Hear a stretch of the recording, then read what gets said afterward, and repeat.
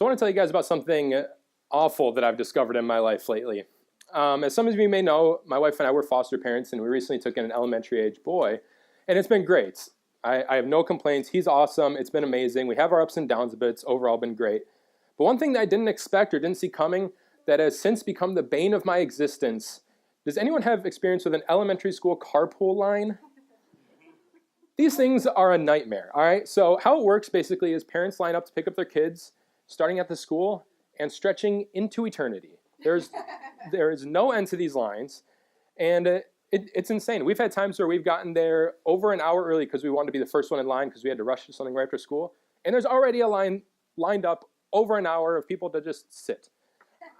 I'm sitting there, I'm like, do you parents not have lives? I don't know why you just sit there. It's almost like parents drop off their kids and then drive around and get right back in line and sit there for 8 hours.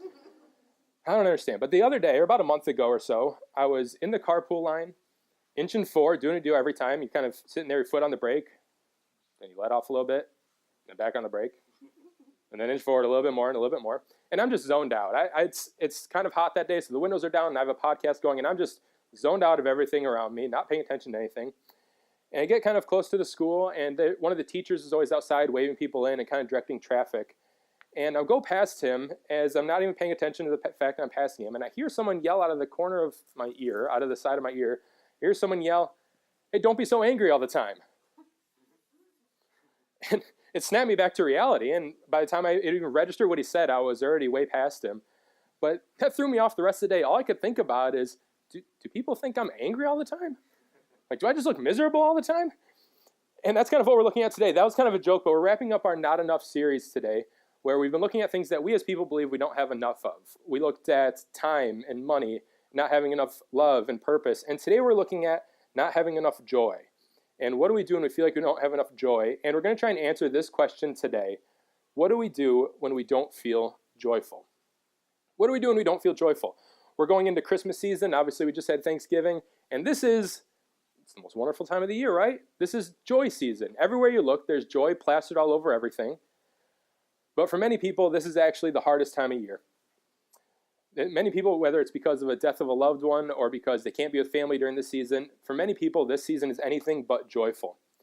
And if we're being honest, we've all experienced a lack of joy in some capacity, maybe temporarily just because of a circumstance that came up, or maybe it's something you've struggled with your entire life.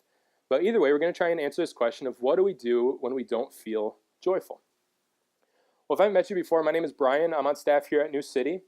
I just want to give a little disclaimer before we get into things. I have had a sore throat and pretty much all week, and every day when I wake up, some days I have a voice, some days I don't. So far today I've had a voice, but this is the second service and it's kind of getting a little iffy. So if my voice gives out halfway through, sorry, that's just the way it is. But I'm going to be taking a lot of water breaks, so get ready for number one. So a few weeks ago, we looked at the book of Galatians, and we talked about the fruit of the Spirit. And if you're unfamiliar, just to catch up to speed, the fruit of the Spirit are attributes or fruits that if we're a believer, if we're truly connected to God, these fruits or these attributes will just flow out of us. And if you're unfamiliar with them, just to catch you up, the fruit of the Spirit are listed as love, joy, peace, patience, kindness, goodness, faithfulness, gentleness, and self-control. And as we look at these fruit, almost all of them seem like things that are easily fixable. In other words, they seem like things that if you struggle with them, the solution's kind of obvious. Here as a staff at New City, every week we spend some time collaborating on messages, and we all come together and kind of weigh in on each other's messages and go over outlines and such.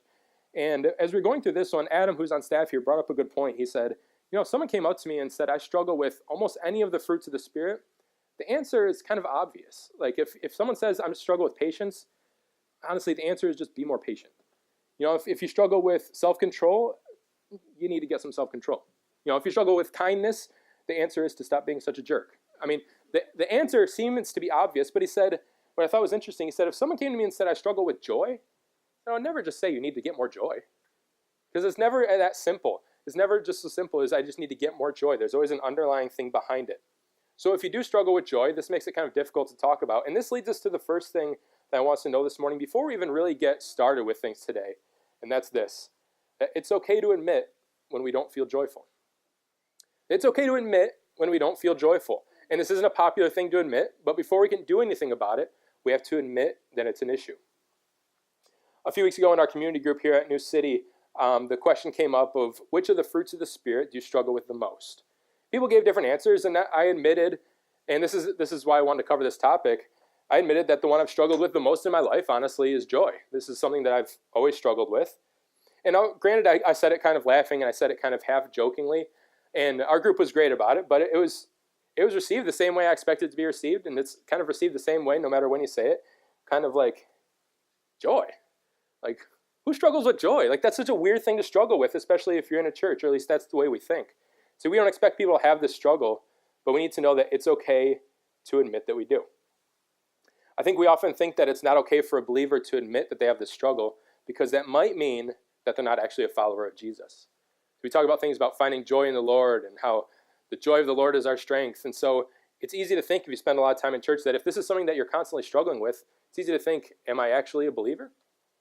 And I want to make it clear that the thought that you may not actually be a believer or a follower of Jesus is just not true if you're solely basing it on joy. And I want to take a moment to look at a few different examples of this. The first one I want to look at is a passage in Jeremiah. It's just one verse. It'll be up on the screen in a minute. But just to give you a little background on Jeremiah, if you're not familiar with him, he's a prophet in the Old Testament. And he was called to be a prophet and to spend his life preaching by God. And when he got this news, when he was told that this is what he was going to spend his life doing, his response was essentially, I'm too young for that. His response was essentially, I'm not prepared, or I don't feel like I could actually do this. However, he spent his entire life prophesying, preaching, and instead of being a feel-good story of how it all turned out great and everyone loved him, he spent his entire life being ridiculed, being ignored, especially even by the people that he loved, and being beaten and persecuted. So I want you to imagine spending your whole life doing something that you didn't really think that you were prepared to do, or you didn't think you were capable of doing, and spend your whole life being ignored and ridiculed and beaten.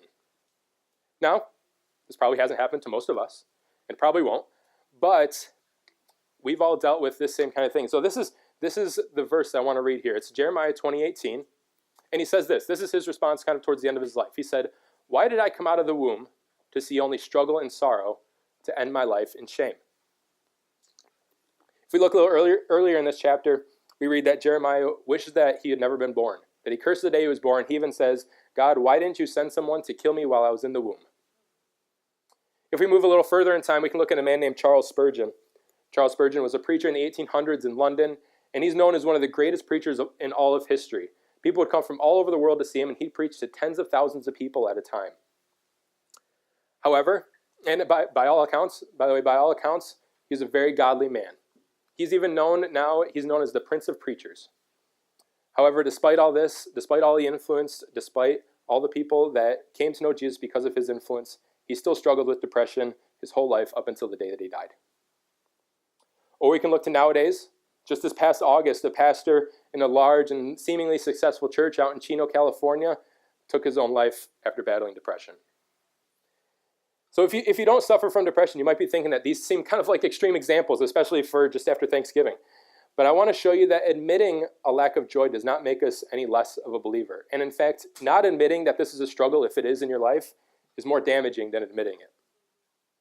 That being said, you may not suffer from depression, but we tend to categorize people who struggle with joy into two camps. We kind of think that we either have people that struggle with depression and it's so severe that they need to be medicated for it, or over here, there's the people that are just kind of a bummer. You know, they have a good life. It seems like they have everything together, but they're just kind of mopey and no one really wants to be around them because they're like that. However, there's more to it than that. There's more than just these two camps. And in fact, we've all experienced a lack of joy or a feeling of emptiness or loneliness. So if you would, we're going to look at, open our Bibles to Ecclesiastes chapter 2. If you don't have a Bible with you, there's a black one in one of the seat backs in front of you. And if you don't own a Bible, please, we encourage you to take that one home as our gift to you today. But we're going to be looking at Ecclesiastes chapter 2 today. Just to catch us up to speed a little bit. Last week, Dylan talked about not having enough purpose, and he opened the talk on Ecclesiastes and on Solomon. So to catch us up to speed, Solomon was a rich and wise king. And what he's doing here in the book of Ecclesiastes is he's doing kind of like an experiment to see what will bring him joy. All right, so he's experiencing everything he can experience. He's getting his hands on everything he wants to get his hands on. And so the book of Ecclesiastes is kind of like his research data. It's kind of like his research data showing what he found joy in and what he didn't. And last week, Dylan introduced us to this word, hevel. In our translation, what we're going to read today, it's translated as futile. In other translations say meaningless. However, what we learned is that the word hevel is more accurately described as like a vapor or like a smoke. In other words, something that appears to be solid or appears to be tangible until you grab it and then it disappears. So in Solomon's journey, what we read last week is, as he's in his journey to find what will give him joy, he describes essentially everything as hevel, or as meaningless. So we're going to pick up reading in Ecclesiastes chapter 2, starting in verse 4. And he says this, he says, I increased my achievements. I built houses and planted vineyards for myself. I made gardens and parks for myself and planted every kind of fruit tree in them. I constructed reservoirs for myself from which to irrigate a grove of flourishing trees. So he's essentially saying, where I live, my palace, my house, it was everything I wanted it to be. Everything I wanted in regards to my home, I had. I acquired male and female servants and had slaves who were born in my house. I also owned livestock, large herds and flocks, more than all who were before me in Jerusalem. I owned more herds, more flocks than anyone who ever came before me. I amassed silver and gold for myself, the treasure of kings and provinces. I gathered male and female singers for myself, and many concubines, the delights of men. So I became great and surpassed all who were before me in Jerusalem. And I think this is interesting. He says, my wisdom also remained with me. So what he's saying is, I didn't just have a bunch of stuff. This isn't all about just the possessions I had, but I also was wiser than anyone that came before me. I had not refused myself any pleasure, for I took pleasure in all my struggles. This was my reward for my struggles. When I considered all that I had accomplished and what I had labored to achieve, I found everything to be futile or hevel, a pursuit of the wind. There was nothing to be gained under the sun. So here's what we need to know from this passage starting off today. Here's what we need to know. It's that earthly happiness is not the same as joy. Earthly happiness is not the same as joy. A question, I want you to think to something that you experienced as a child that gave you just an immense amount of joy. But as an adult, if you experience the same thing, it doesn't quite have the same magic. A lot of people may think of something like Disney World. I think I probably went to Disney World as a kid, but I don't really remember it, to be honest. So for me, that thing that as a kid gave me just an insane amount of joy was a small town in Michigan. I'm from Michigan. It was a small town about a 2-hour drive from where we lived called Frankenmuth. If you're not familiar with it, Frankenmuth is this little town. It's this little German town. It's known as Little Bavaria. And everything is Christmas. 24/7, every day of the year. It is Christmas. Christmas everywhere you look. And it is awesome if you love Christmas. Some of you might be thinking this sounds like a nightmare, especially all you people that raise your hand about not enjoying Christmas music, which I don't understand you because Christmas is awesome. But it was Christmas everywhere. So what they had up there is they had a store called Bronner's, and Bronner's is just this massive Christmas store. It's the biggest Christmas store in the world. Everywhere out in the town were fudge shops. You could watch fudge being made everywhere you turn, and tons of candy. Everything is German themed, and it is just awesome and magical. So when driving there, it'd be about a 2-hour drive from our home. We'd always stop at this place called Tony's on the way there. And it's this restaurant that's famous for making insane amounts of kind of mediocre food, to be honest. But no matter what you got, it was this giant plate of food. This is where the hunters would go to get chili to take on their trips, and they'd get a bucket of chili to take with them. But you'd order a BLT from them, and a regular BLT, no exaggeration, would come with a pound of bacon, or an omelet would be made with a dozen eggs, just the regular. So it was great as a kid. You'd go there, you'd get loaded up with food, you'd go into the town, get loaded up with fudge, get loaded up with candy, all while having Christmas everywhere, and it is just magic. However, as an adult, I've been multiple times as an adult, it's fun. I still enjoy it. But Tony's, honestly, is more heartburn than magic. Bronner's, the Christmas store, you come to discover as you get older, is really just a massive ornament store, which is okay, but nothing too special. And while it's still a fun place to visit, it definitely doesn't give me that joy that it did as a child. And so this is what I want us to hear from that earthly happiness or temporary happiness, the things that we think give us joy, are not the same as true joy or lasting joy. So what we've seen Solomon do is we've seen him essentially fulfill every earthly desire somebody could have. And he still came to this conclusion. And what I think is interesting is that he fulfilled every desire that the world told him would make him happy then. And the things that the world told him would make him happy then are the same things that the world tells us will make us happy now. Think a bigger house will make you happy? Solomon had the biggest palace in history. Think partying or having fun make you happy, just letting your hair down and just letting loose for a little bit make you happy? Solomon threw parties unlike anything we could ever even imagine. Think relationships or sex will make you happy? Solomon has 700 wives and 300 concubines. Literally anything he wanted in life, he got. He fulfilled every desire he had, and he still came to this conclusion: everything is hevel. Everything is meaningless. So why do we need to know that earthly happiness is not the same as joy? Why do we need to know that? It's because simply when you're chasing earthly joy, when you're chasing earthly happiness, you'll never find true joy. When you're chasing earthly happiness, you'll never find true joy. And we've all seen stories and headlines highlighting the fact that more wealth or more success does not correlate to an increase in joy. However, these stories and articles that we always read are often followed with advice like this: instead of focusing on money, focus on experiences. Instead of chasing success, chase what makes you happy, or chase what you want to do. In fact, there's an article published in Psychology Today that was titled, "Why the Happiness Chase is Making You Unhappy." Pretty catchy title. So I read it, and what they did is they highlighted 3 myths that people believe regarding happiness, and then they gave their 3 truths. So they said, these are 3 things people believe that are not true, and these are 3 truths regarding happiness. Now I want to read them for you. The first myth that they highlighted is that happiness is the absence of negative emotion. That was their myth. Their truth that they said is that happiness is having a full human experience, including both positive and negative emotions. Happiness is all about living a full life. Okay. Myth number 2. Success fuels happiness. That was their myth. Their truth: happiness fuels success. The happier you are, the more successful you'll be. Fair enough. Myth number 3. There is one formula to success. Their truth: there is no one-size-fits-all to happiness. Everyone needs to find their own happiness and find what brings them joy as an individual. Now, while their advice may not seem terrible on the surface, all of their truths have one common flaw. They're all focused on what we can do rather than what God has done. The problem is that if we are flawed, we're flawed people, and if we're flawed, we can never be the source of our own true and lasting joy. So if we can't be the source of our own joy, then what do we need to do about that? What do we need to do? We need to make Jesus the source of our joy. Make Jesus the source of your joy. See, we believe that people and circumstances exist to make us happy. If you think about it, as people, we kind of believe that people and circumstances exist to make us happy. So if we're not happy, then who's to blame? It's people and circumstances. And this is what happens when we find our joy in something other than Christ. See, people will let you down. Spouse will let you down. Kids will let you down. Circumstances will change. But the only thing that is unchanging in our world is Christ. But you may be here thinking, how do I do that? That sounds great to get my joy from Jesus, but how do I actually receive joy from Jesus? It sounds good, but how do we do it? And to answer that, I think we need to look back into the book of Ecclesiastes, where Solomon was talking about everything he had experienced and found no joy in. And we need to look towards the end of chapter 2 in verse 26.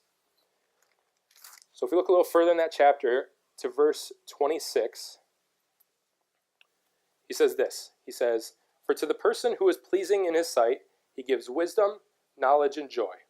But to the sinner he gives the task of gathering and accumulating in order to give to the one who is pleasing in God's sight. This too is futile and a pursuit of the wind." So he says, for the person who is pleasing in his sight, in God's sight, he gives wisdom, knowledge, and joy. Other translations say, to the person who is good in his sight. So how do we define being good or pleasing to God? And this is a fascinating question because no matter who you ask, a lot of people will have completely different answers to this. You may say, to be pleasing to God, you have to give more. You have to be generous. And the more generous you are, the more pleasing you are to God. Or you may say, to be pleasing to God, you have to spend a certain amount of time in the Bible, or a certain amount of time at church. Or maybe going to church isn't enough, so you need to serve at church. Or maybe serving in church isn't enough, so you actually need to be on staff at a church, that God isn't pleased in, that's why you're actually in vocational ministry. And here's the problem with all of this. We have this thought that if we don't do this certain list of things, that God will be mad at us or punish us. And what this does is it completely negates the cross. It completely negates the cross. And we end up doing the exact same thing that they did in that Psychology Today article. We focus on what we do instead of what God did. So what's considered pleasing to God? Faith. Faith. Faith is believing that God is there even when you can't see him. Faith is believing that all things come from him, even suffering and hardships. And so we have this belief that all good things come from God. Things are going right in our life, it comes from God. And all negative things come from the devil. So if anything goes wrong, it's from the devil. Good from God, bad is from the devil. But the problem with that is that in Scripture, the devil is not somebody who has just the power to do whatever he pleases. The devil is not someone who has the power to do whatever he wants regardless of God's influence. So if what I'm saying is true, that all things come from God, that may be hard to hear, because if that's true, that means that God has allowed your suffering to happen. That whatever you're going through right now that's bringing you pain and causing you to not have joy, God allowed it to happen. And that's true. However, sometimes it's in suffering and pain that God reveals himself the most. It's in suffering and pain that we're actually able to grow the closest to God that we've ever been. So why do we need to make Jesus the source of our joy? Why do we need to do that? This is the reason, because true joy does not exist outside of Jesus. True joy does not exist outside of Jesus. Now, I want to be clear. That doesn't say that true joy is hard to find, or that true joy is rare, or that Jesus is one of the ways to true joy, or the easiest way, or anything like that. What it says is that true joy does not exist outside of Jesus. And I understand if you're newer to church or unsure of this whole church thing, that may seem like a very harsh statement. Because you might be here saying, hey, I have joy in my life. I'm not a believer, but I have joy in my life. My kids give me joy. My spouse gives me joy. Who are you to say that I don't have true joy? And well, that's fair. But what I'd say is that, like we said before, our kids let us down.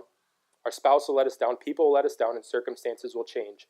The only way to true and lasting and eternal joy, the only way to eternal joy is it has to come from something that is eternal.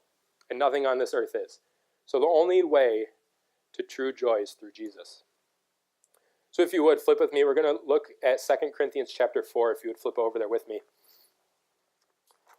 This is a letter that Paul wrote to the people in Corinth, to the Corinthians. And he says this, after everything he's gone through in his life. He says this in 2 Corinthians chapter 4, starting in verse 16. He says, therefore, we do not give up. Even though our outer person is being destroyed, our inner person is being renewed day by day.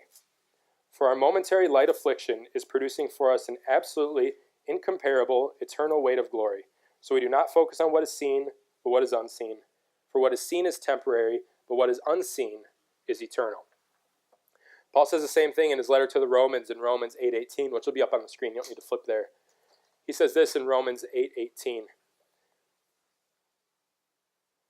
He says, for I consider that the sufferings of this present time are not worth comparing to the glory that is going to be revealed to us. That the sufferings of this present time are not worth comparing to the glory that is going to be revealed to us. And that might sound all well and good. This might all sound great. But if you don't know Paul's story, you might be sitting here thinking, Paul's never gone through what I went through. Paul didn't go through my divorce. Paul didn't go through the death in my family. Paul doesn't have my debt. Paul doesn't have the foreclosure that I'm experiencing. Paul doesn't know what I'm going through, and he couldn't relate to it. And while that may be true, Paul maybe hasn't gone through the things that you're going through. But I want to look a little further down in 2 Corinthians to chapter 11, where Paul tells us about what he has gone through. And maybe this will give a little bit of perspective. He says this in 2 Corinthians 11. He says, 5 times I received 40 lashes minus 1 from the Jews. 3 times I was beaten with rods. Once I received a stoning. 3 times I was shipwrecked. I have spent a night and a day at open sea.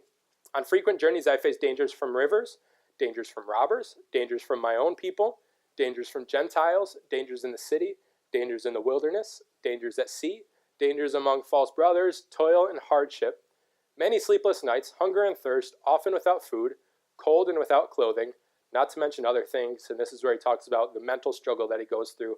There is daily pressure on me, my concern for the churches. Now, I'm not reading that to say Paul's gone through more than you have, and he could say that, so why can't you? But what I'm showing is that Paul has some experience. That Paul has some experience with pain, and after all of this that he went through, he's still able to call his experience a light, momentary affliction. And he says that it's absolutely incomparable to the eternal weight of glory. And this leads us to our last point today, and this is the bottom line that I wanted to leave you with today. And that's this. That's a life without Jesus is a life without true joy. A life without Jesus is a life without true joy. See, if Paul found his joy in things of the world, he wouldn't be responding to his suffering and difficulty the way that he did. He'd be sitting there saying, God, why did you make me go through these things? He wouldn't be responding the way that he did, and he wouldn't have reached the people that he did. But he recognized that Jesus is the only source of true joy. So when we recognize that a life without Jesus is a life without true joy, we're able to deal with difficulties and pain the way that Paul did. And we're able to remain joyful because we know that our joy doesn't come from temporary circumstances. So before we leave today, I want to give some practical things that we can do if we don't feel joyful. And what these things are is I wanted to have something that would give us some joy, that would help affect our day-to-day joy. Because, well, our joy that we find in Jesus and our eternal joy is the most important. I don't want to discredit those that struggle with joy on a day-to-day basis. So these are three things that, if you're not feeling joyful, these are three things that will increase your temporary joy, yes, but will also bring you closer to Christ. The first one is this: be in community. Be in community. Galatians 6:2 says, carry one another's burdens, and in this way you'll fulfill the law of Christ. Be in community. We were meant to be in community, and isolation and loneliness will kill joy 100% of the time. And you may be like me, honestly. This is coming from an introvert, and some people, like myself, it's easier to be alone sometimes. Some people are more comfortable being alone. But I will tell you, regardless of your personality, isolation and loneliness over time will kill joy. This is why we have community groups here at New City. We don't have them just as a reason to get together or just have fun together. The reason that we have them is so we can help carry one another's burdens. So number one, be in community. Number two, when you give joy, you receive joy. And this is the most cliche thing that I could ever come up with. But when you give joy, you receive joy. It sounds cheesy, but giving joy to other people and doing things for others will bring joy. We have these things in the lobby. We call them neighbor bags. And what they are is it's a little Ziploc bag that's designed to be the size to fit in a glove box. And we fill them with some supplies, some socks, some food, a little bit of food, some resources, and the gospel. And what they're meant to be is they're meant to be something that you can store in your glove box. And as you drive by someone who's on the side of the road, who's struggling, who may be homeless or maybe having a hard time, it's an easy thing that you can just hand right out the window to them. And I challenge you to hand one of those out and not feel a little bit of joy. When you give joy, you receive joy. And the last thing that we need to remember is this. There are things that we as believers, we tell people to be true, but we don't actually believe when it comes to ourselves. And I think the biggest one here is grace. We're so quick to tell other people when they mess up that, hey, there's grace, God forgives, it's okay, God has grace. But when it comes to ourselves, we completely forget that that grace also applies to us. So here's what I'll leave us with today. That God designed us to be joyful. There's no way around that. God designed us to be joyful, but he also has grace. So if you're lacking joy, or if you struggle with joy, instead of remembering that that's not God's design and making it worse, remember God's grace. I want to leave us with a quote today from Charles Spurgeon, who we mentioned at the beginning of the message. This coming from a man who struggled with depression his whole life, despite the fact that he was a godly man and reached many people for the Lord. He says this, he says, "It is easy to sing when we can read the notes by daylight, but he is a skillful singer who can sing when there is not a ray of light by which to read, who sings from the heart and not from a book that he can see, because he has no means of reading, save from that inward book of his own living spirit, whence notes of gratitude pour forth in songs of praise." See, if we have Jesus in our lives, even on the darkest days when joy doesn't seem possible, we're able to be joyful in praising him. Because even though people and circumstances change, Jesus never changes. See, a life without Jesus is a life without true joy. And the good news of the gospel is that he offers that joy, not just to me, not just to you, but to everybody. And all he asks is that we accept it, that we grab the hand that he's reaching out and accept and embrace that true joy that he graciously offers. Remember that a life without Jesus is a life without true joy. Let's pray together. Heavenly Father, we love you. We thank you for this joy that you offer us on a daily basis. God, for many people in here who may be struggling with joy, who this may not be such an easy thing for them, especially at this holiday season, God, we pray that you will just have your hand on them. Have your hand on those of us that struggle to remember the joy that you give us. God, we thank you. Above all, we thank you for your grace. We thank you that when we mess up, we thank you that when we have the struggle or when we have any struggle in our life, that you give us grace, that you have grace that you have grace for us, and that even though we continually mess up and that we continually betray you, you're right there saying, hey, I forgive you, and I have grace. God, we love you. We are so undeserving of everything that you've done for us. We love you and thank you. In Jesus' name.